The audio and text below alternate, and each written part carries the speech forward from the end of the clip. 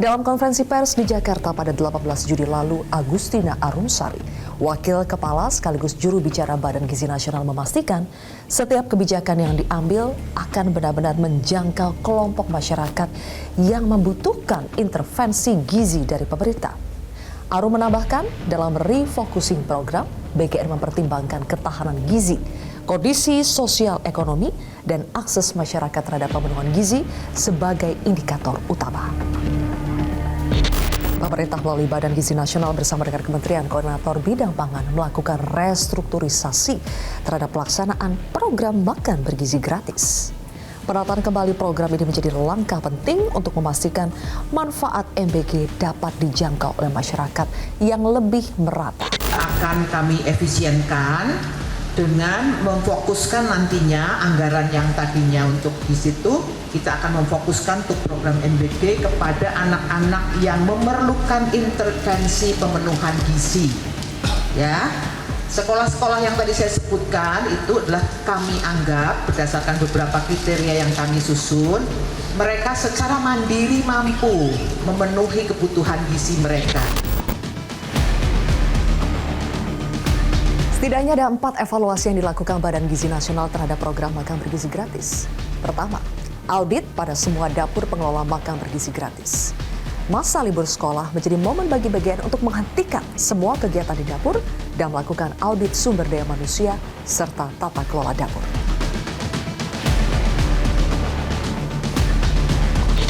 BGN menerbitkan SE nomor 12 tahun 2026 tentang penyesuaian operasional SPPG pada saat periode hari libur dalam rangka penyelenggaraan program MBG pada tahun anggaran 2026.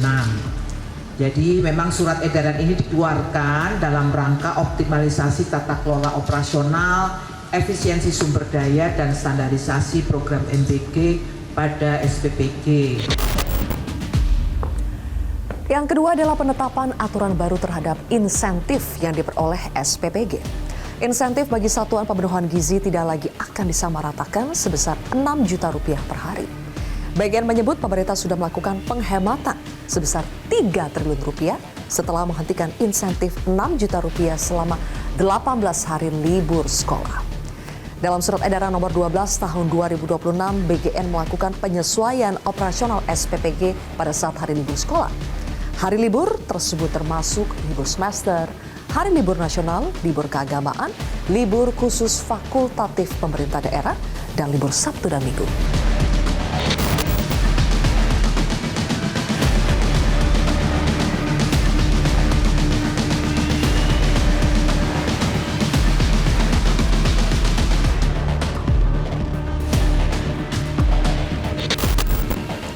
Lalu yang ketiga adalah refocusing anggaran. BGN menyatakan akan bekerja sama dengan Kementerian Kesehatan untuk memfokuskan kembali penerima manfaat MBG. Arumsari menyebut kemungkinan siswa sekolah menengah atas tidak lagi akan mendapatkan program makan bergizi gratis, yang otomatis akan mengurangi 8 juta lagi dari penerima manfaat. Kami sudah berkoordinasi dengan Kementerian Kesehatan, kami sudah berkoordinasi dengan beberapa kementerian yang lain. Tujuannya adalah bagaimana supaya indikator tujuan intervensi gizi ini tercapai, tetapi penerima manfaatnya lebih fokus gitu. Contoh misalnya lah, contoh gampang, SMA ya mungkin tidak perlu diberikan lagi MBG. Dan yang terakhir adalah soal motor listrik. Motor ini adalah salah satu barang yang diduga jadi materi dugaan markup dan pengadaan barang bermasalah yang dilakukan Kepala Badan Gizi Nasional sebelumnya, Dadan Hidayana. Ada 21.081 unit motor yang telah dipesan oleh Dadan dengan nilai total pengadaan lebih dari 1 triliun rupiah. Motor-motor inilah yang disebut Agustina Arumsari, jajaran pimpinan BGN yang baru, untuk dimanfaatkan bagi berjalannya program makan bergizi gratis. Arum menambahkan, apa yang sudah dikeluarkan dengan anggaran negara selayaknya harus digunakan semaksimal mungkin. Jadi secara umum semua yang sudah dikeluarkan di tahun 2025 sudah kami sisir satu demi satu ya. Kalau di 2026 ini ada belanja BGN yang outputnya kurang lebih sama dengan yang di 2025, itu di 2026 tidak akan kami eksekusi. Itu salah satu bentuk efisiensi juga. Nah yang kemarin sudah 2025, bagaimana kami akan memanfaatkan secara maksimal.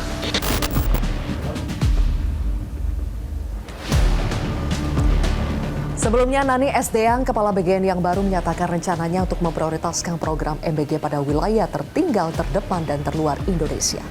Menurut Nani, pembangunan dapur baru tidak selalu jadi solusi di wilayah 3T. BGN mempertimbangkan memanfaatkan fasilitas yang ada seperti kantin sekolah. Nah, dan kita juga ininya tidak harus membangun dapur baru, itu prinsipnya. Kita bisa menggunakan dapur-dapur misalnya kantin sekolah. Karena 3T ini cuma ada yang 200, ada 81, ada 47 orang di wilayah-wilayah itu. Jadi nggak mungkin kita membangun dapur-dapur baru. Jadi yang sudah ada existing, nggak tahu dapurnya siapa, mungkin ada dapur umum atau apa. Intinya tidak harus membangun dapur baru. Sedangkan untuk urusan pendanaan, Nani berencana membuka peluang investor dan pembiayaan dari luar APBN. Ia mengatakan tidak lagi menjadikan target 82 juta penerima manfaat sebagai fokus utama. Prioritas akan diarahkan pada kualitas, bukan lagi pada kuantitas. Dulu kan formalisinya menggunakan dibangun dengan pakai seluruhnya anggaran negara. Yang sekarang itu kita coba ada alternatif lain. Misalnya ada CSR BUMN, ada hibah dari negara lain, itu banyak loh hibah-hibah ini. Bahkan sekarang sudah ada juga beberapa yayasan yang menerima hibah untuk membangun dapur. Intinya untuk mengurangi beban anggaran APBN.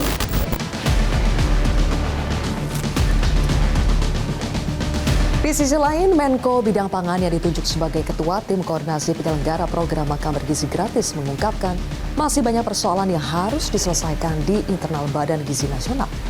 Menurut Zulhas, BGN harus fokus pada pembenahan internal dan memastikan sistem yang baru akan berjalan dengan baik. Jadi sekarang internal dulu, ini dibenahi, dilihat ya. Sementara kegiatan lain di stop dulu.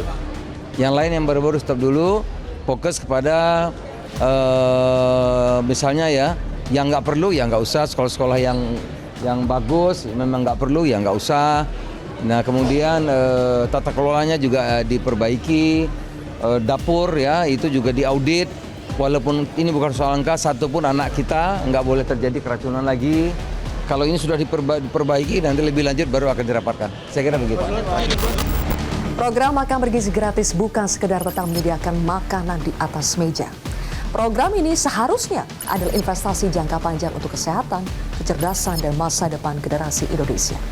Lalu bagaimana program ini akan bertransformasi agar manfaatnya benar dirasakan oleh anak bangsa? Inilah kontroversi selengkapnya. Beres-beres MBG bersama saya, Zilvia Iskandar.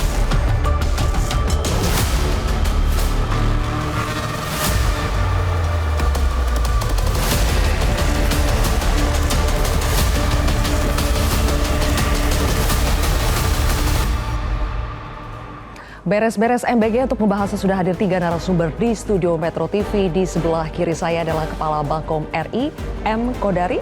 Kemudian di sebelah kanan ada anggota Komisi 9 DPR RI, Zainul Munasikin. Dan juga pakar kebijakan publik, Trubus Rahadiansyah. Bapak-bapak, apa kabar semuanya? Terima kasih sudah hadir di kontroversi. Saya akan mulai dari Mas Kodari terlebih dahulu. Mas Kodari, kurang lebih 23 hari setelah BGN punya pimpinan baru. Apa perubahan signifikan yang sudah dinotis oleh Istana? Sangat banyak, Mbak. Pertama, tentunya selain dari Ibu Nani Deang, masuk 2 orang ya. Salah satunya Bu Sari ya, Agustina Arumsari yang tadi kita sudah lihat. Ini Bu Agustina Arumsari ini penting sekali karena perubahan-perubahan yang terjadi di BGN itu informasinya selain dari PPATK itu ada dari BPKP. Beliau adalah mantan wakil kepala BPKP. Jadi kira-kira pembenahan apa yang akan dilakukan itu memang montirnya itu ya Bu Sari ini. Kalau ibarat mobil kan rusak-rusak di mana yang bisa baca itu kan montir, Pak. Ini montirnya masuk. Makanya beliau fasih sekali tuh bicara mengenai beberapa item perubahan. Nah yang kedua kalau kami lihat perubahan yang akan dilakukan itu pada dasarnya ada 2 ya, kualitatif sama kuantitatif. Kalau bicara kualitatif itu penataan atau tata kelola SPPG itu akan diperbaiki. Kemudian yang kedua, kita bicara mengenai penerima. Penerima itu ada refocusing, yang menonjol adalah mau difokuskan kepada 3B. Jadi ibu menyusui, ibu hamil, kemudian balita.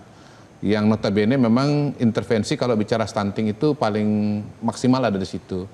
Yang berikutnya lagi adalah 3T. Jadi bagaimana daerah-daerah yang tertinggal, terluar, terpencil, yang notabene mungkin selama ini perhatian masih kurang, sumber daya juga kurang, itu yang akan diprioritaskan.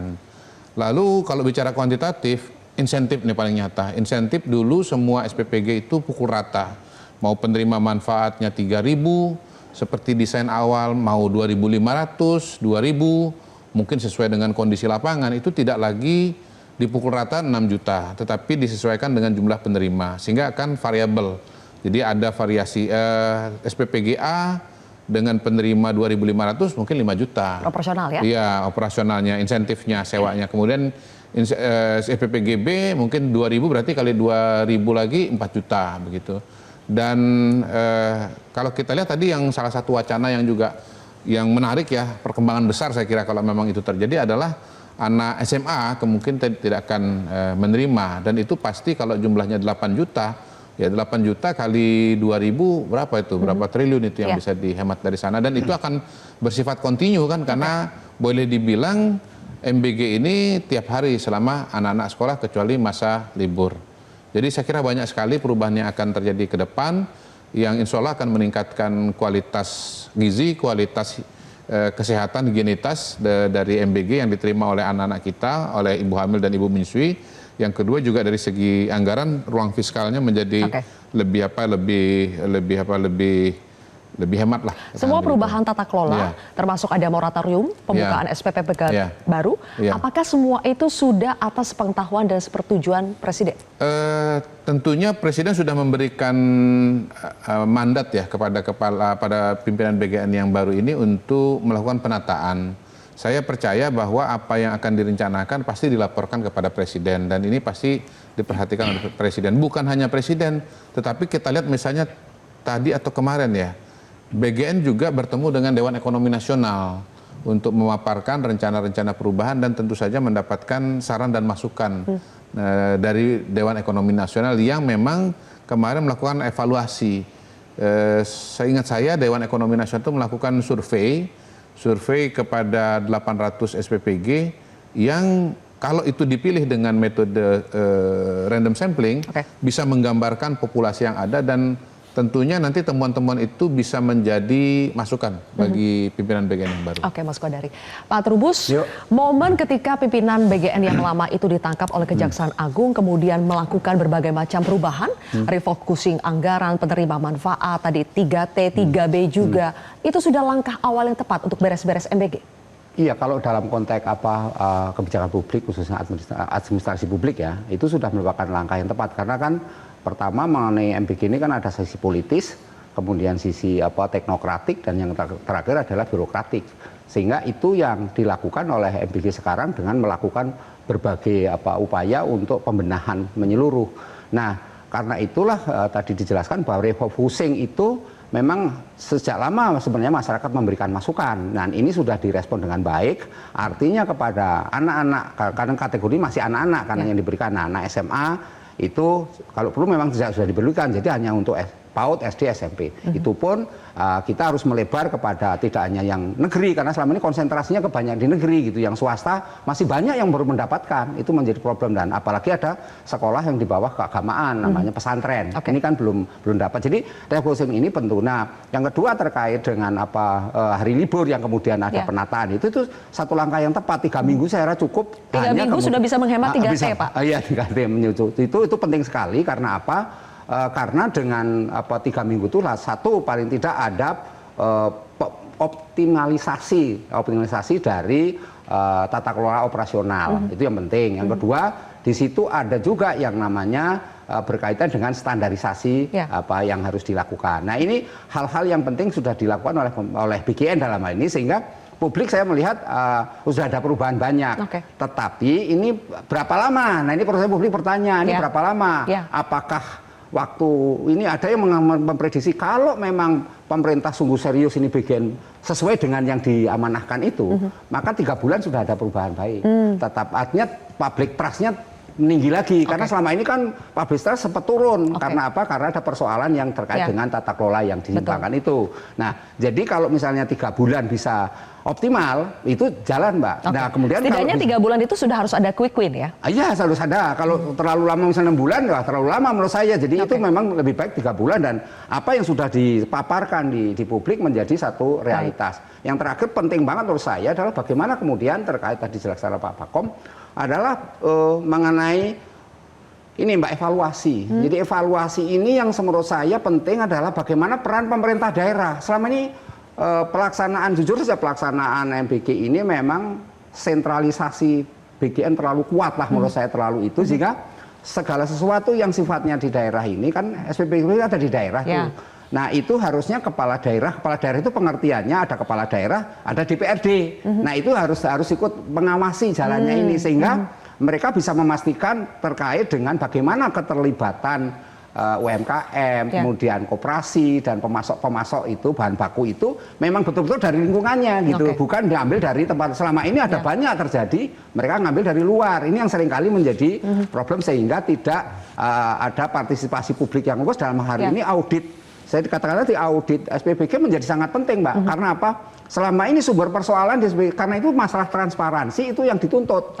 Publik menuntut itu sampai hari ini. Karena apa? Misalnya kalau hari ini itu jadwalnya apa, menu apa. Nah itu penting sekali karena apa? Menu itulah menjadi ukuran di mana kemudian tampilan makanan, kualitas dan sebagainya bisa. Dan yang memang punya mata telinga itu adalah yang berada di daerah, berada di lokasi itu bisa mengawasinya yang lebih memahami tepat semuanya. Oke, baik. Pak Trubus, Pak Zainal dan juga Mas Kodari, kita akan jeda terlebih dahulu. Pemirsa, nanti kami akan bahas lebih jauh termasuk soal rapat tertutup BGN dengan Komisi 9 pekan lalu. Apa saja sebetulnya yang sudah bisa dipublikasikan kepada publik sesaat lagi.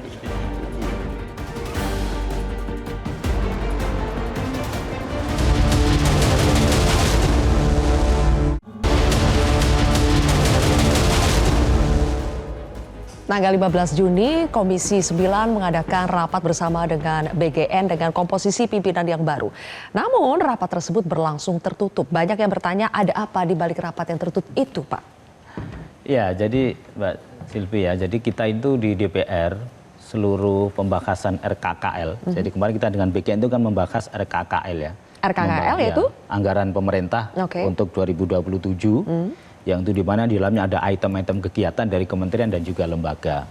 Bukannya dengan BGN, dengan seluruh kementerian dan lembaga, kami di Komisi 9, kita tertutup bahas RKKL. Baik dengan Kemenkes, BKKBN, dengan Kementerian Pelindungan Pekerja Migran, Kemenaker, kita semuanya tertutup. Khusus untuk membahas RKKL, karena itu menjaga soal anggaran yang tentu itu adalah yang sifatnya sensitif ya. Jadi apa dong Pak yang bisa dipublikasikan kepada publik? Ya, soal rapat terakhir Komisi 9 dengan BGN. Kan tertutup dengan BGN-nya, tapi begitu sudah selesai rapat kan itu menjadi hak masing-masing anggota DPR untuk menyampaikan. Jadi gimana Pak Zainul? Boleh dong kita korek dari Pak Zainul. Ya, saya kira sebagian sudah disinggung oleh Mas Kodari tadi, bahwa BGN dan kami Komisi 9 bersepakat untuk melakukan efisiensi terhadap anggaran program makan bergizi gratis. Tahun 2027, ya, BGN sesuai dengan surat bersama pagu indikatif antara Kemenkyu dengan juga Bappenas, BGN mengajukan 270 triliun anggaran. Dibandingkan dengan tahun lalu naik 2 triliun. Ya, tahun lalu atau tahun ini 268 triliun. 268. Ya.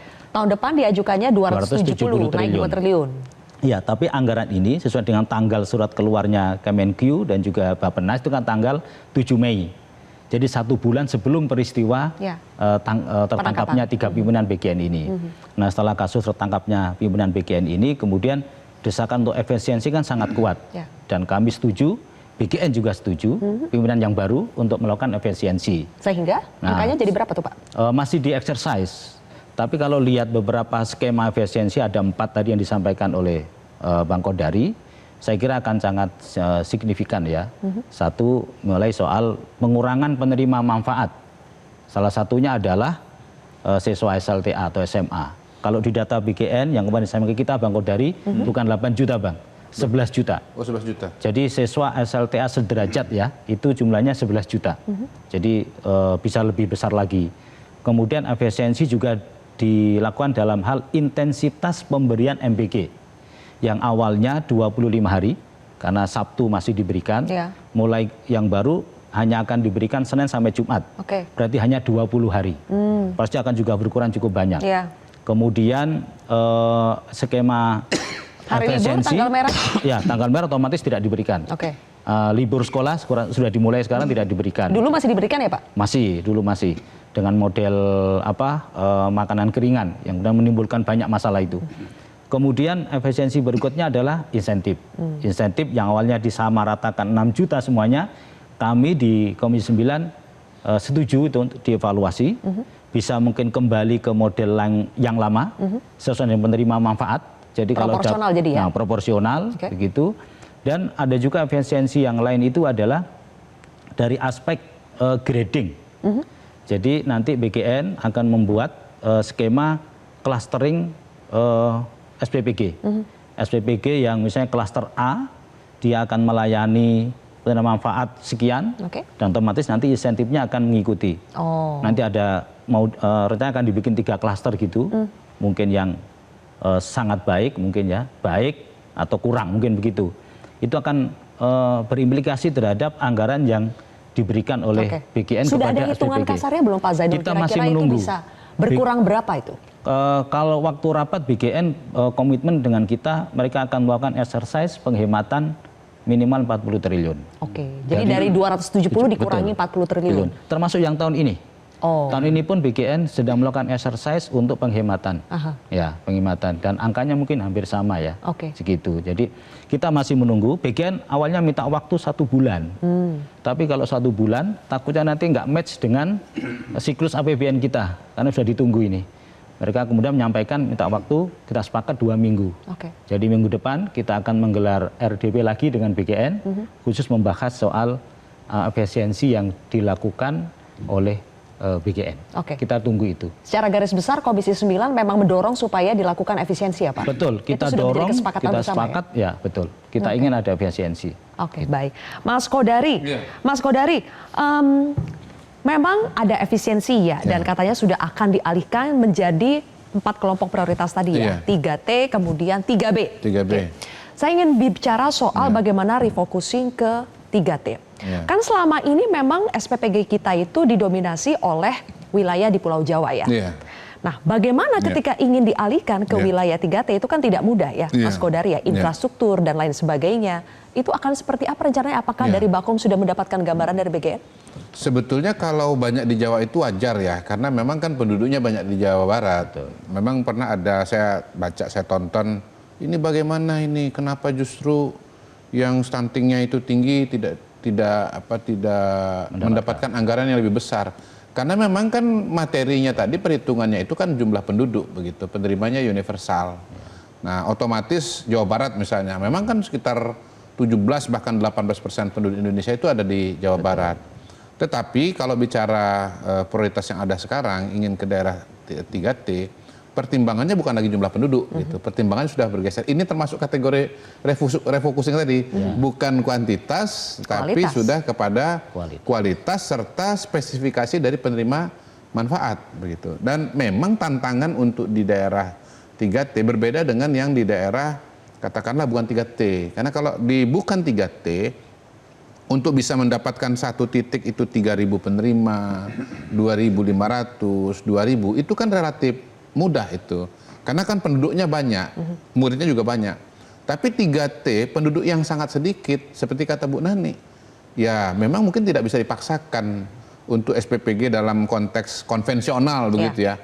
Karena nanti kalaupun bisa dipaksakan 2.000 penerima, itu nanti jarak tempuhnya berjam-jam. Sementara salah satu persyaratan untuk SPPG melayani penerima manfaat itu kan ada jarak atau jarak tempuh, ya jarak aktual maupun waktu tempuh. Kalau tidak salah setengah jam itu ya, maksimal setengah jam. Jadi otomatis memang untuk 3T itu ada skema tersendiri. Terus terang saya tidak menguasai apa perbedaan SPPG yang konvensional dengan di 3T. Dan apakah misalnya SPPG yang 3T itu memang harus diganti atau bisa diganti dengan katakanlah misalnya kantin sekolah. Oke. Karena begini, sebetulnya yang 3T itu juga belum tentu punya kantin sekolah. Iya, betul. Belum tentu dia punya kantin sekolah. belum tentu. Satu, karena memang infrastruktur terbatas. Yang kedua, mungkin penerimanya juga sedikit sekali. Oke. Bukan mustahil sebetulnya di 3T itu.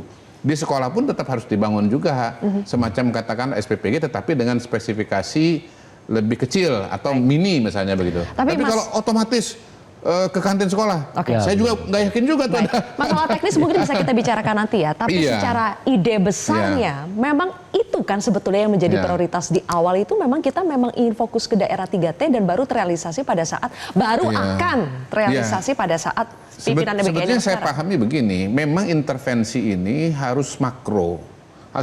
Karena apa? Karena yang ingin dicapai itu kan adalah peningkatan kualitas kesehatan secara signifikan. Saya pernah mendengar Pak Menteri Kesehatan menyampaikan begini, bahwa kalau MBG itu berjalan, maka 70% dari problem kesehatan dari orang Indonesia itu bisa diatasi. Yang kedua, kita inginkan kualitas fisik manusia Indonesia kan unggul. Badannya tinggi, besar, kalau bikin timnas sepak bola sanggup bersaing dengan koleganya di Afrika, koleganya di Eropa. Dan yang ketiga, meningkatkan kualitas IQ, bukan kualitas, skor IQ masyarakat Indonesia.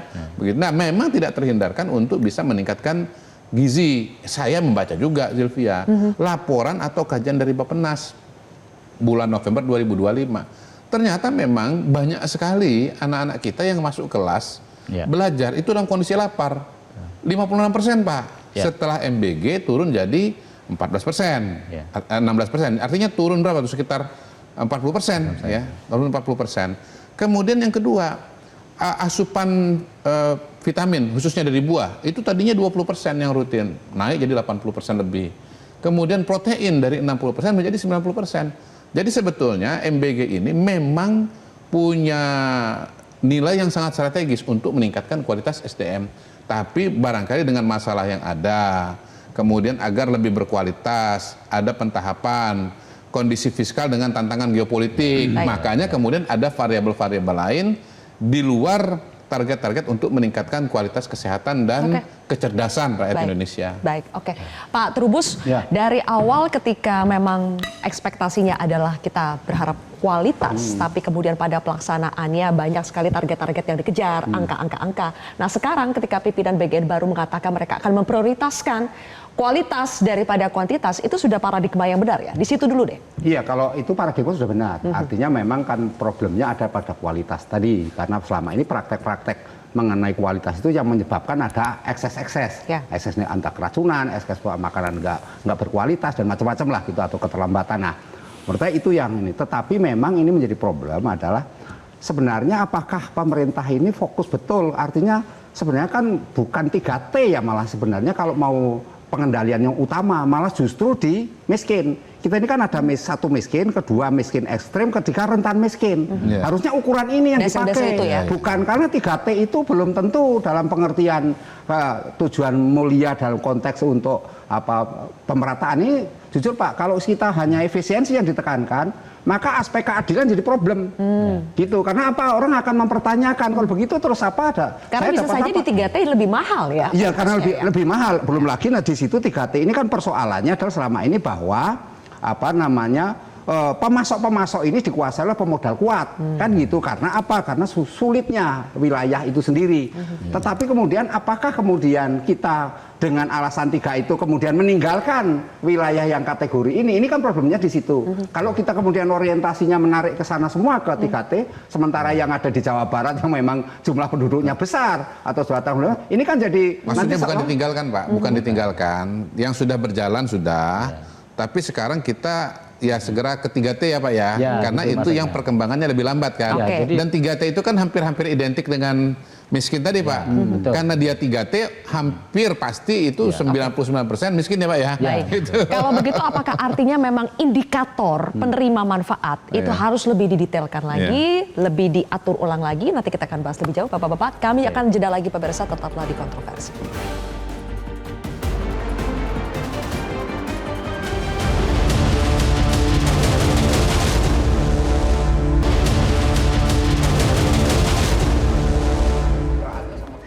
Baik, supaya tidak salah kaprah, pemirsa, Pak Zainul mungkin yang sudah mendengarkan keterangan langsung dari BGN bisa memberikan perspektif bahwa sebetulnya refocusing ini artinya apakah betul-betul kita memprioritaskan daerah 3T sehingga tidak membangun lagi yang di wilayah lainnya atau bagaimana Pak? Bukan, begini.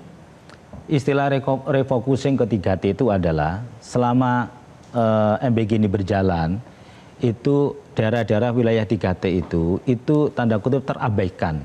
Terabaikan karena mungkin lebih mudah orang itu bangun di wilayah-wilayah aglomerasi.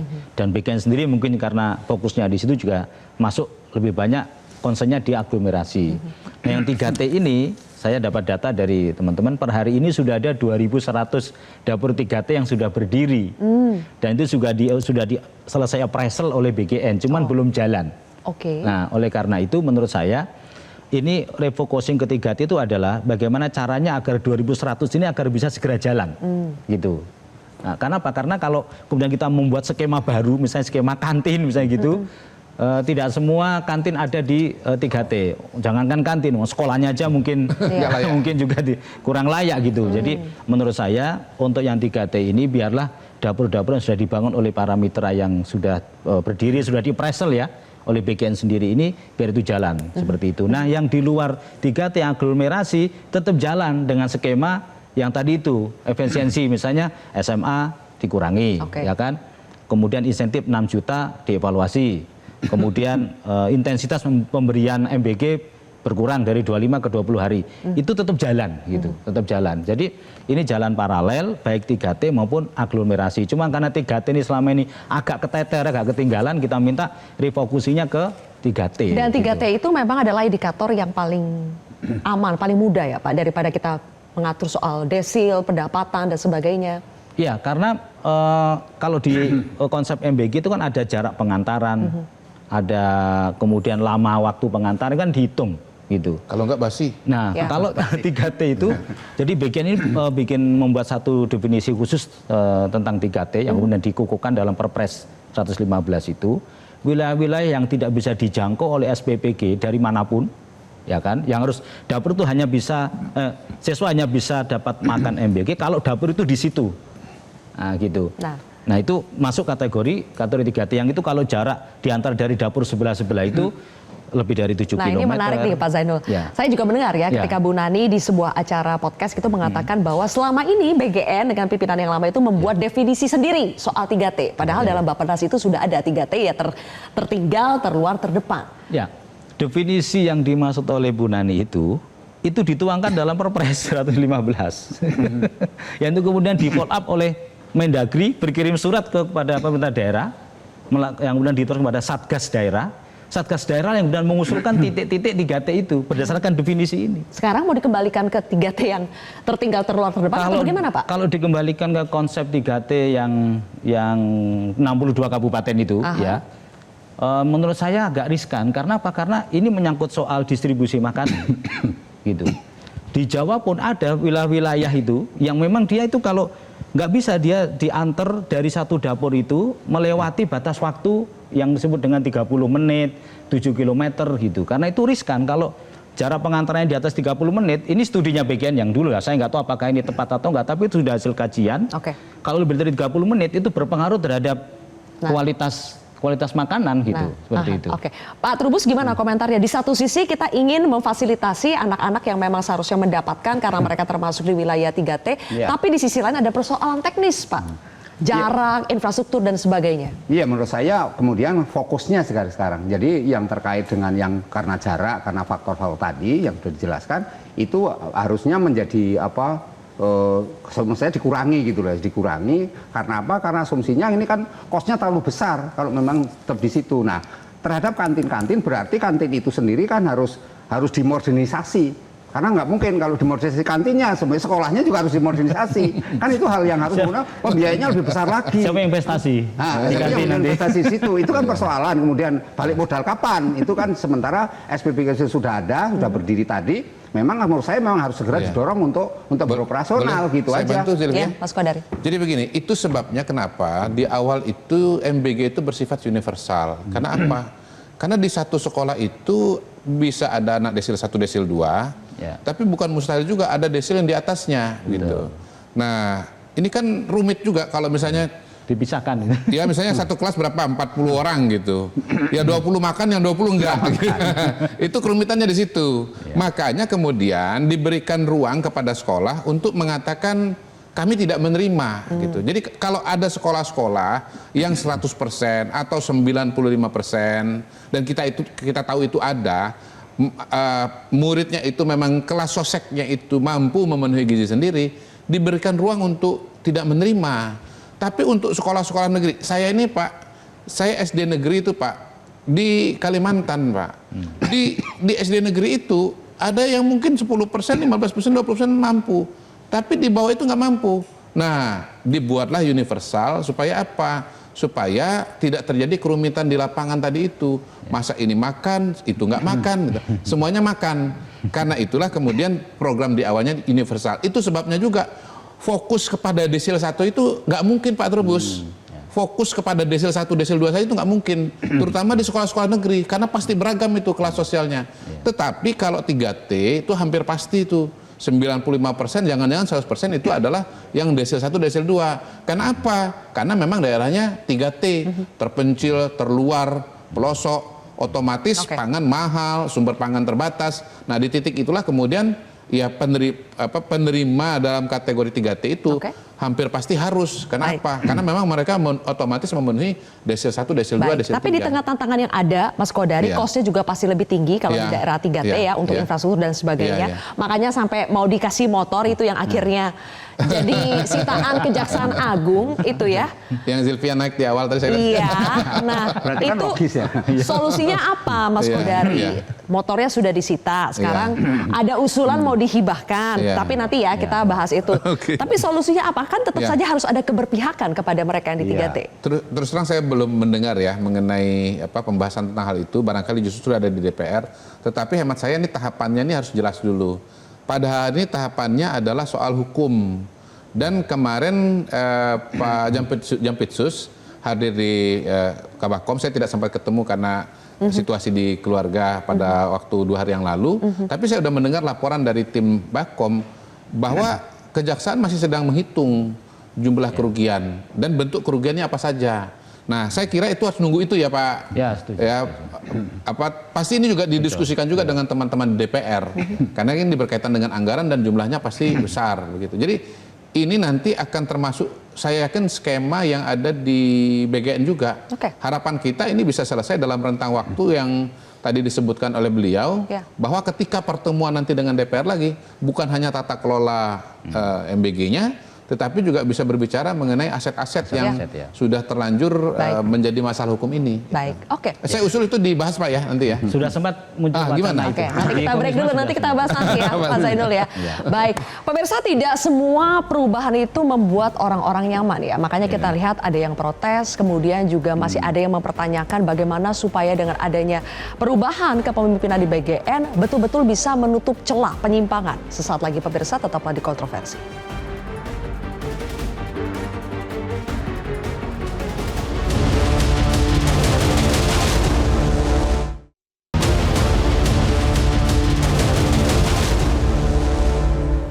Baik, sebelum kita masuk ke closing statement, saya ingin tanya dulu ke Pak Zainul soal nasib Pak. 17.000 motor yang sudah terlanjur dibeli, kemudian sekarang jadi barang sitaan Kejaksaan Agung, sudah dibicarakan akan seperti apa nasibnya? Baru diwacanakan ya, baru diwacanakan di dalam rapat kemarin, disinggung soal 17.000 motor itu, dan ada wacana untuk tadi yang disampaikan bahwa dihibahkan ke sekolah. Tapi kan karena ini menyangkut soal proses penyidikan di kejaksaan, maka kita harus tanya dulu nih ke kejaksaan bagaimana status dari motor tersebut. Kalau dianggap sebagai barang bukti kan harus ada proses apa istilahnya, proses hukum yang bisa melepas itu.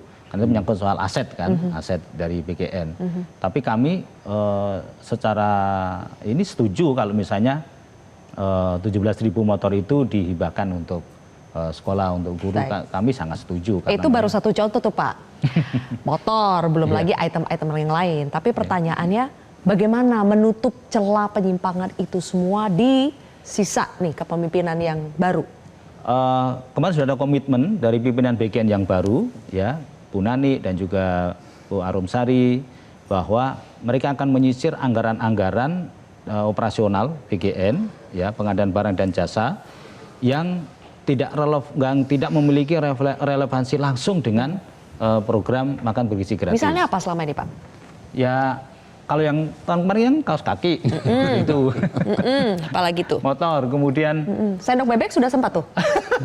muncul juga sendok bebek. Motor mungkin relevan ya, tapi seharusnya mitra aja yang nyiapin ya. Jadi ada Karena beberapa kan mobil, mitra yang nyiapkan mobil kan? Iya, betul. Kayak ya sendok bebek itu kan nggak perlu, itu mitra. Saya kira kan Homeprank juga mitra kan yang mengadakan gitu-gitu. Jadi ada belanja-belanja, termasuk juga pengadaan barang dan jasa yang lain yang akan disisir ulang, dan mereka pimpinan yang baru punya komitmen kuat gitu untuk menyisir beneran anggaran-anggaran yang tidak relevan. Oke. Gitu. Dan kami juga minta kita diupdate, karena selama ini kami di Komisi 9 juga nggak tahu tuh.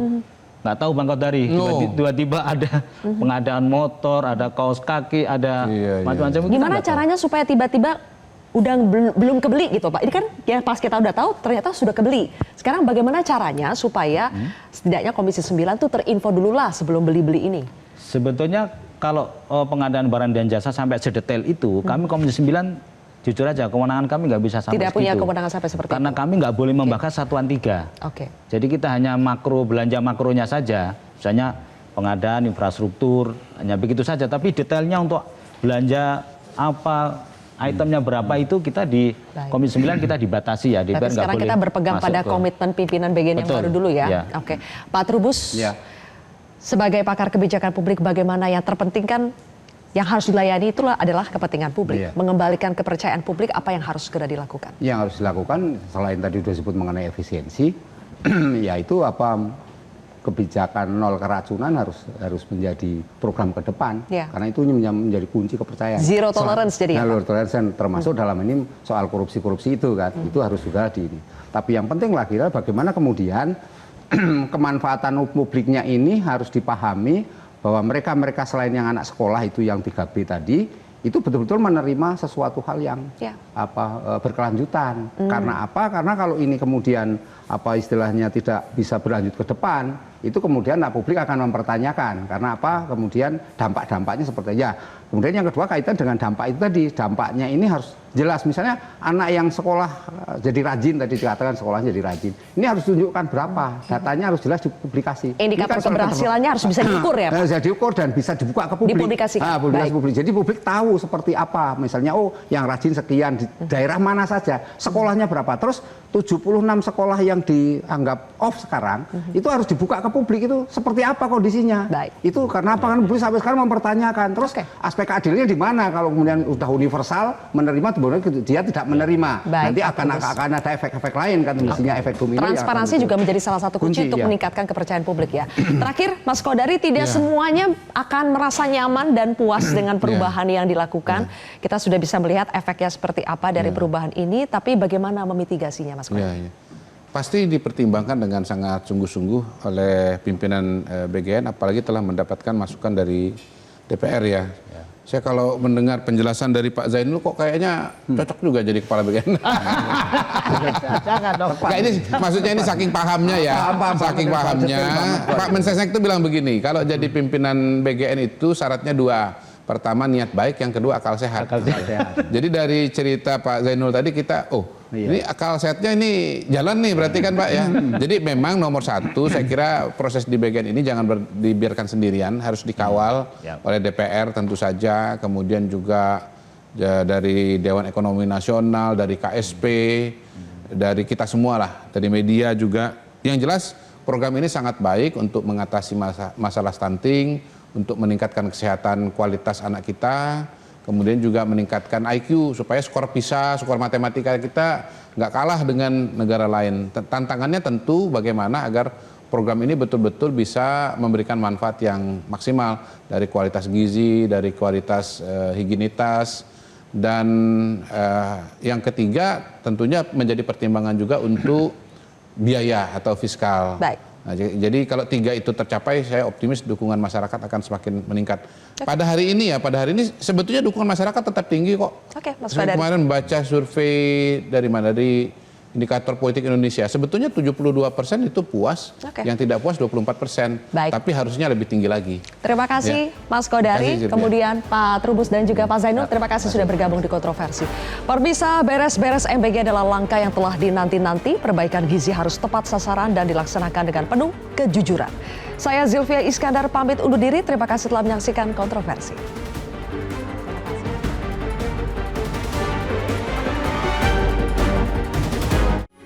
Metro TV,